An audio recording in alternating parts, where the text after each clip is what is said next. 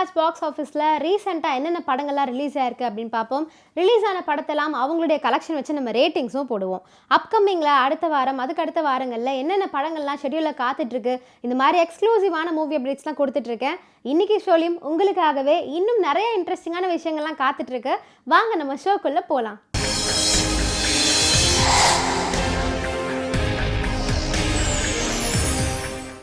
நம்ம ராஜ் பாக்ஸ் ஆஃபீஸில் நம்ம ஃபர்ஸ்ட் பார்க்க போகிறது பாக்ஸ் ஆஃபீஸ் ரிப்போர்ட். நம்ம பாக்ஸ் ஆஃபீஸ் ரிப்போர்ட்டில் நம்ம எந்த படத்தை பற்றி ஃபர்ஸ்ட் பேச போகிறோம் அப்படின்னு பார்த்தீங்கன்னா, விஷாலோட நடிப்பில் போன வாரம் ரிலீஸ் ஆன திரைப்படம் தான் ரத்னம். இந்த ரத்னம் திரைப்படத்தை ஹரி தான் டைரக்ட் பண்ணியிருக்காரு. ஹரியோட டைரக்ஷனில் விஷால் கூட இணைந்து பிரியா பவானி சங்கர் நடிச்சிருக்காங்க. படம் பெரிய பட்ஜெட் அப்படின்னு தான் சொல்லணும். ஏன்னா கிட்டத்தட்ட 70 கோடி ரூபாயில் இந்த படத்தை உருவாக்கியிருக்காங்க. டே 1 அன்னைக்கு 2.5 கோடி கலெக்ட் பண்ணியிருக்காங்க. டே 2ல் இவங்க வந்து 1.5 கோடி கலெக்ட் பண்ணியிருக்காங்க. இது வரைக்கும் இந்த ஒரு வாரத்தில் தமிழ் பாக்ஸ் ஆஃபீஸ் பொறுத்த வரைக்கும் இவங்க 6.85 crores கலெக்ட் பண்ணியிருக்காங்க. இந்த படத்தை தெலுங்குலையுமே ரிலீஸ் பண்ணியிருந்தாங்க. தெலுங்கு மொழியை பொறுத்த வரைக்கும் 3.1 crores கலெக்ட் பண்ணியிருக்காங்க. ஓவராலாக இந்தியன் பாக்ஸ் ஆஃபீஸில் இந்த ஒரே வாரத்தில் 12.5 கோடி எடுத்திருக்காங்க. ஸோ இதுக்கப்புறமும் இந்த திரைப்படம் நல்லா சக்ஸஸ்ஃபுல்லாக தியேட்டரில் ஓடுதா இல்லையா அப்படிங்கிறத வெயிட் பண்ணி பார்க்கலாம். ரத்னம் திரைப்படம் நம்ம பாக்ஸ் ஆஃபீஸ் ரிப்போர்ட்டில் அபவ் அவரேஜ் கேட்டகரியை பிடிச்சிருக்காங்க. அந்த பொண்ணு என் உசிரிய மூச்சு. போலீஸ் டிபார்ட்மெண்ட் யாருக்காவது மெடல் கொடுக்கணும்னா அது நம்ம ரத்னத்துக்கு தாண்டா கொடுக்கணும். அடுத்ததாக போன வாரம் ரிலீஸ் ஆன இன்னொரு திரைப்படம் தான் ஒரு நொடி. இந்த படத்தை மணிவர்மன் தான் டைரக்ட் பண்ணியிருக்காரு. அவருடைய டைரக்ஷனில் தமன்குமார், MS பாஸ்கர் இன்னும் ஏகப்பட்ட பேர் நடிச்சிருக்காங்க. படத்துடைய பட்ஜெட் என்ன அப்படின்னு பார்த்தீங்கன்னா 10 கோடி ரூபா பட்ஜெட்டில் இந்த ஒரு நொடி திரைப்படத்தை இயக்கியிருக்காங்க. இந்த படத்துடைய கலெக்ஷன் எவ்வளோ ஓவராலாக அப்படின்னு பார்த்தீங்கன்னா, ஃபர்ஸ்ட் டேயில் 4 லட்சம் எடுத்திருக்காங்க, செகண்ட் டேயில் 8 lakhs எடுத்திருக்காங்க, தேர்ட் டே 9 lakhs. இப்படியே கொஞ்சம் மெயின்டைன் பண்ணி இந்த ஒரு வாரத்தில் தமிழ் பாக்ஸ் ஆஃபீஸ் பொறுத்த வரைக்கும் வெறும் 41 லட்சம் தான் கலெக்ட் பண்ணியிருக்காங்க. இது ரொம்ப ரொம்ப குறைவான ஒரு கலெக்ஷன் தான். அதனால நம்ம பாக்ஸ் ஆஃபீஸ் ரிப்போர்ட்டை பொறுத்த வரைக்கும் ஒரு நொடி பிலோ அவரேஜ் கேட்டகரியை பிடிச்சிருக்காங்க. எல்லா மனுஷங்களுக்குள்ளேயும் ஒரு மிருகம் இருக்கும். சில சமயம் ஒரு நொடியில் நாம் எடுக்கிற முடிவு தான் அந்த ஒரு நொடி நம்ம வாழ்க்கையவே புரட்டி போடும். நம்ம பாக்ஸ் ஆஃபீஸ் ரிப்போர்ட்டை பொறுத்த வரைக்கும் போன வாரம் மொத்தம் 3 படம் தான் ரிலீஸ் ஆயிருந்துச்சு. அதுலேயும் நம்ம 2 படத்தை பற்றி பேசியாச்சு. இன்னொரு படம் என்ன அப்படின்னு பார்த்தீங்கன்னா, இங்கு மிருகங்கள் வாழும் இடம் அப்படிங்கிறது தான் படத்துடைய டைட்டிலே. இந்த படத்துடைய பட்ஜெட் என்ன அப்படின்னு பார்த்தீங்கன்னா கிட்டத்தட்ட 7 கோடி ரூபாய். 7 கோடி ரூபாய் ஓரளவுக்கு மீடியம் பட்ஜெட் ஃபிலிம் தான். ஆனால் இவங்களுடைய கலெக்ஷன் என்ன அப்படின்னு பார்த்தீங்கன்னா ஒரே ஒரு வாரத்தில் வெறும் 4 லட்சம் தான் கலெக்ட் பண்ணியிருக்காங்க. இந்த படம் வந்ததும் தெரில, போனதும் தெரில. அதனால நம்ம பாக்ஸ் ஆஃபீஸ் ரிப்போர்ட்லையும் எந்த விதமான மாற்றத்தையுமே ஏற்படுத்தலை.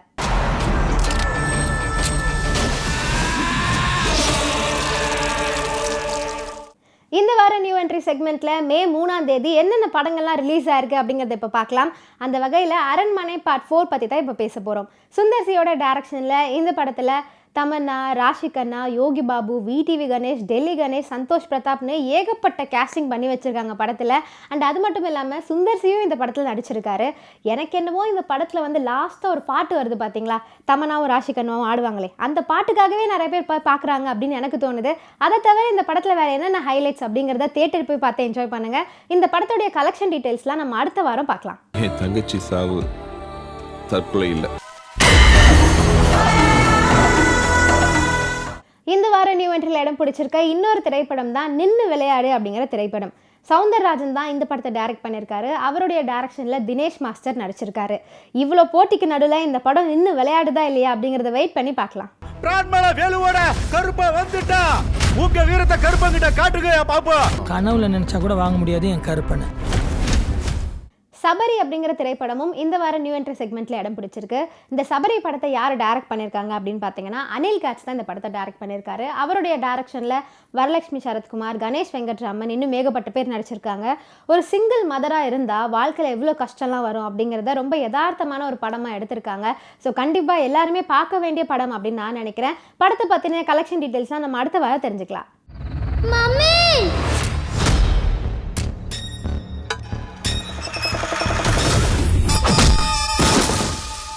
இந்த வார நியூ என்ட்ரி செக்மெண்ட்டில் இடம் பிடிச்சிருக்க இன்னொரு திரைப்படம் தான் குரங்கு பெடல். இதுவும் மே 3ஆம் தேதி தான் ரிலீஸ் ஆயிருக்கு. இந்த படத்தை கமலகண்ணன் தான் டைரக்ட் பண்ணியிருக்காரு. அவருடைய டைரக்ஷனில் காளி வெங்கட் இந்த படத்தில் நடிச்சிருக்காரு.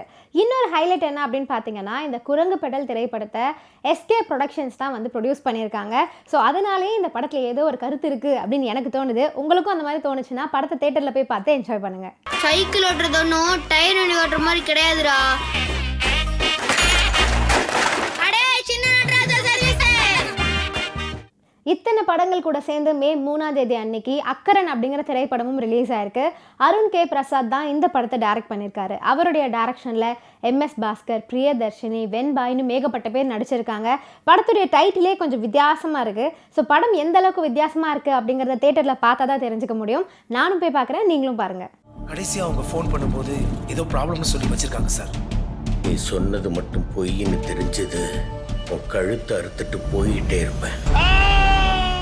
நம்ம ராஜ் பாக்ஸ் ஆஃபீஸில் நம்ம அடுத்ததாக பார்க்க போகிறது ready for the race segment. நம்ம ரெடி ஃபார் த ரேஸ் செக்மெண்ட்டில் அடுத்த வாரம், அதாவது மே 10ஆம் தேதி என்னென்ன படங்கள்லாம் ஷெட்யூலில் காத்துட்ருக்கு அப்படிங்கிறத பார்க்கலாம். அந்த வகையில் உயிர் தமிழுக்கு அப்படிங்கிற திரைப்படத்தை மே 10ஆம் தேதி தான் ரிலீஸ் பண்ண போகிறத அனௌன்ஸ் பண்ணி வச்சுருக்காங்க. இந்த திரைப்படத்தை ஆதாம் பாவா தான் டைரக்ட் பண்ணியிருக்காரு. அவருடைய டைரக்ஷனில் அமீர், ஆனந்த் ராஜா, இமான் அண்ணாச்சின்னு ஏகப்பட்ட பேர் நடிச்சிருக்காங்க. டைட்டிலை கேட்கும்போதே ஆஹா, தமிழ்லாம் இந்த படத்தை பார்த்தே ஆகணும் அப்படின்னு தோணுது. ஸோ ஒரு வாரம் வெயிட் பண்ணி இந்த படத்தை தேட்டரில் பார்த்தா என்ஜாய் பண்ணலாம். பிரியமுள்ள என் தமிழை என் உடலில் இருந்து உயிரிலிருந்து பிரிக்க முடியாது. பிரிக்க நினைப்பவர்கள்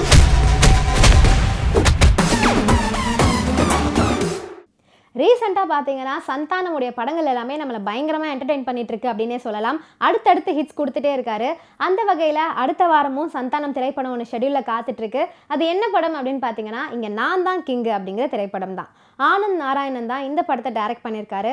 அவருடைய டைரக்ஷனில் சந்தானம் கூட இணைந்து முனிஷ்காந்த், தம்பிராமையா, மனோபாலா, விவேக் பிரசன்னான்னு எக்கச்சக்கமான ஒரு காமெடி கலாட்டா நட்சத்திர பட்டாலுமே இருக்குது இந்த திரைப்படத்தில். அதனால கண்டிப்பாக ஃபன் கேரண்டீட் அப்படின்னு நான் நினைக்கிறேன். ஸோ இந்த படத்தை அடுத்த வாரம் தான் ரிலீஸ் அப்படின்னு அனௌன்ஸ் பண்ணியிருக்காங்க. கரெக்டாக சொன்ன டேட்டில் ரிலீஸ் ஆகுதா இல்லையா வெயிட் பண்ணி பார்க்கலாம். ஒருவேளை இந்த மாமனா செத்து போயிட்டான், மிலிட்டரி வந்த உடனே தான் பாடி எடுப்பீங்க? இல்லை, ஸ்மெல் வந்தோடனே எடுத்துருவோம். ரெடி ஃபார் த ரேஸ் செக்மெண்ட்டில் அடுத்ததாக எந்த படத்தை பற்றி பேச போகிறோம் அப்படின்னு பார்த்தீங்கன்னா, ஸ்டார் அப்படிங்கிற திரைப்படம் தான்.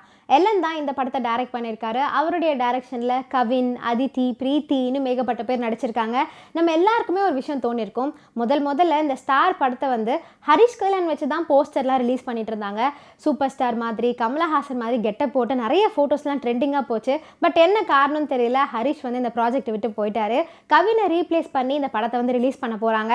ஸோ எனக்கும் எக்ஸைட்டடாக இருக்குது கவின் எப்படி பெர்ஃபார்ம் பண்ணியிருக்காரு அப்படின்னு பார்க்கறதுக்காக. ஸோ ஒரு வாரம் வெயிட் பண்ணி இந்த படத்தை தேட்டரில் பார்த்து என்ஜாய் பண்ணலாம். அப்படியே பயங்கரமாக ரெடி பண்ணிருக்கீங்களே, பிச்சுடா சார். டேய், உன் மனசுல என்ன பெரிய ஹீரோன்னாப்பா? அவன் ராஜா மாதிரி வருவேன். நம்ம ராஜ் பாக்ஸ் ஆஃபீஸில் நம்ம அடுத்ததாக பார்க்க போகிறது மோஸ்ட் அவைட்டட் செக்மெண்ட். நம்ம மோஸ்ட் அவைட்டட் செக்மெண்ட்டில் சூப்பர் ஸ்டார் படத்தை பற்றி தான் முதல்ல பேச போகிறோம். எஸ், வேட்டையன் அப்படிங்கிற திரைப்படத்தை பற்றி நிறைய பேர் நிறைய பஸ் கிரியேட் பண்ணிகிட்டே இருக்காங்க. ஸோ இந்த படம் எப்போ ரிலீஸ் ஆகும் அப்படின்னு எப்படா அப்படின்னு வந்து தலைவரோட ஃபேன்ஸ்லாம் காத்துக்கிட்டு இருக்காங்க. இந்த படத்தை யார் வந்து டைரக்ட் பண்ணியிருக்காங்க அப்படின்னு பார்த்தீங்கன்னா, ஞானவேல். அவருடைய டைரக்ஷனில் ரஜினிகாந்த் கூட இணைந்து மஞ்சு வாரியர், ரித்திகா சிங் இன்னும் ஏகப்பட்ட பேர் நடிச்சிட்டு இருக்காங்க. ஆஸ் யூஷுவல் நம்ம அனிருத் தான் வந்து இந்த படத்துக்கு மியூசிக் பண்ணியிருக்காரு. ஸோ படத்தை பற்றின வேறு ஏதாவது அப்டேட்ஸ் கிடைச்சதுன்னா நான் அடுத்த வாரம் வந்து சொல்கிறேன். நம்ம தமிழ்நாடு எலெக்ஷன் முடிஞ்சதுக்கப்புறமா எலெக்ஷன் ஒரு படம் வருது. அது எப்போ ரிலீஸ் ஆகுது அப்படின்னு பார்த்தீங்கன்னா, மே 17 அன்னைக்கு. இந்த எலெக்ஷன் திரைப்படத்தை தமிழ் தான் டைரக்ட் பண்ணியிருக்காரு. அவருடைய டைரக்ஷனில் விஜயகுமார் ஹீரோவாக நடிச்சிருக்காரு. டைட்டிலே கொஞ்சம் வந்து சர்ச்சைக்குரியதாக வச்சுருக்காங்க. படம் எந்த அளவுக்கு சர்ச்சைக்குரியதாக மாறுது அப்படிங்கிறத வெயிட் பண்ணி பார்க்கலாம்.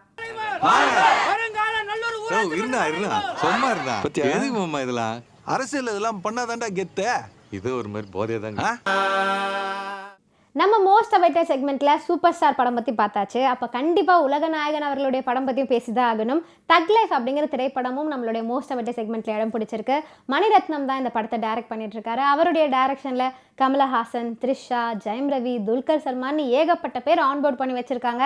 படம் எப்போ ரிலீஸ் ஆக போகுது அப்படின்னு தெரியல. After a long gap Mani Ratnam and Kamal Haasan வந்து டீம் அப் பண்ணியிருக்காங்க. அதுவே ஒரு ஹைலைட் தான் இந்த படத்துக்கு. ஸோ எப்போ ரிலீஸ் ஆகுது அப்படிங்கிறத வெயிட் பண்ணி பார்க்கலாம். என் பேரு ரங்கராய சக்திவேல் நாயக்கன். ஏழு கடல் ஏழு மலை அப்படிங்கிற திரைப்படம் திரும்பவும் நம்ம மோஸ்ட் அவைட்டட் செக்மெண்ட்டுக்கே வந்திருக்கு. நான் நிறைய தடவை இந்த படத்தை பற்றி பேசியிருக்கேன். இப்போ ரிலீஸ் பண்ணுறாங்க, அப்போ ரிலீஸ் பண்ணுறாங்க அப்படின்னு சொல்லிட்டு இருந்தேன். பட் அன்ஃபார்ச்சுனேட்லி இன்னும் இந்த படம் ரிலீஸ் ஆகலை. ராம தான் கேட்கணும், ஏன்னா அவர் தான் இந்த படத்துக்கு வந்து டேரக்டர். ராமோட டேரக்ஷனில் இந்த படத்தில் நிவின் பவுலி, அஞ்சலி, சூரி இன்னும் ஏகப்பட்ட பேர் நடிச்சிருக்காங்க. ஃபைனலி இந்த படத்துக்கு எப்போ தான் ஒரு அனௌன்ஸ்மெண்ட் டேட் கொடுக்குறாங்க அப்படிங்கிறத வெயிட் பண்ணி பார்க்கலாம். வயசு என்ன? 32ங்க சார். எனக்கு 8822. நம்ம மோஸ்ட் அவைட்டட் செக்மெண்ட்டில் நிறைய படங்கள் பற்றி பேசணும், இன்னொரு படத்தையும் பற்றி பேசணும் அப்படின்னு எனக்கு தோணுச்சு. புஷ்பா 2 அப்படிங்கிற திரைப்படம் தான். சுகுமாரோடைய டைரக்ஷனில் இந்த படத்தில் அல்லு அர்ஜுன், ராஷ்மிகா மந்தானா, ஃபஹத் ஃபாசில் ஏகப்பட்ட பேர் நடிச்சிட்டு இருக்காங்க. ஆல்ரெடி நம்ம புஷ்பா 1 த ரைஸ் அப்படிங்கிற படத்தை பார்த்தோம். இது வந்து புஷ்பா 2 த ரூல் அப்படின்னு டைட்டில் கொடுத்துருக்காங்க. ஸோ இந்த படத்தில் வந்து நம்ம முக்கியமான ஒரு விஷயம் என்ன அப்படின்னு பார்த்தீங்கன்னா அந்த சாங் தான். அதே மாதிரி பார்ட் 2லையும் ஏதாவது பாட்டு வைக்கிறாங்களா இல்லையா அப்படிங்கிறத வெயிட் பண்ணி பார்க்கலாம்.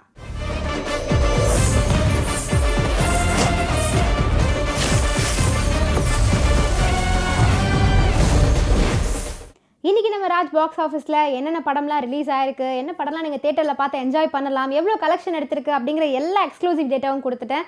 இதெல்லாம் கேட்டு என்ஜாய் பண்ணியிருப்பீங்கன்னு நினைக்கிறேன். இதே மாதிரி இன்னொரு எபிசோடில் உங்கள் எல்லாரையும் வந்து நான் சந்திக்கிறேன்.